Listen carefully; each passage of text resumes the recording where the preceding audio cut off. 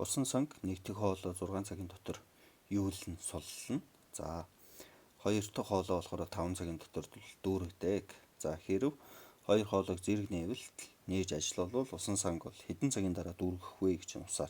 За тэгэхээр ийм бодлогыг за нэгдүгээр хоолой бол яах вэ гэхээр 6 цагийн дотор яах юм гэхээр дүүрэн байгаа усан санг одоо хоосолдог гэсэн санаа явж байгаа. Юулна гэдэг бол асгаж дуусгана гэсэн үг тийм.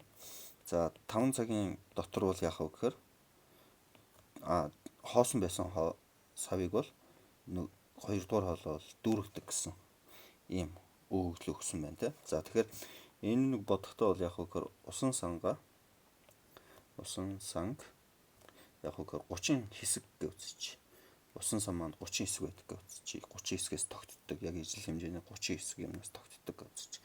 За тэгэх юм бол эндээс бол ажлын бүтээмжүүдийг олчиж чадна. За нэгдүгээр хоолой бол яах вэ гэхээр 30 хэсгийг бол 6 цагийн дотор юулдаг гэсэн юм чинь нэг цагт хэдэн хэсгийг нь асгаж суллдсан бэ гэдгийг нь бол олчих. Тэгэх юм бол нэг хэсгийг бол нэг цагт бол 5 хэсгийг, за 2 дугаар хоолой бол мөн адил 30 хэсгийг бол 5 цагт дүүргдэг гэж амч 5 таа хоочих юм бол 6 хэсгийг бол нэг цагт бол дүүргэж чаддаг гэсэн үг. За тэгэхээр энэ хоёрыг хоёулангийн зэрэг нээх юм бол за 2 дугаар хоолой бол ус хийн.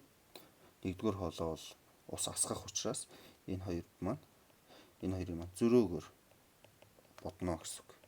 За тэгэхээр өөрөөр хэлбэл энэ хоёр зэрэг нээлттэй байх юм бол нэг цаг тутамд нэг хэсэг ийм ус орох нь байна. За бид нар усан санг бол 30 хэсэг гэсэн учраас 30-ыг нэгтэй хоочих юм бол 30 цагийн дараа усан сан маань усаар дүрхнэ.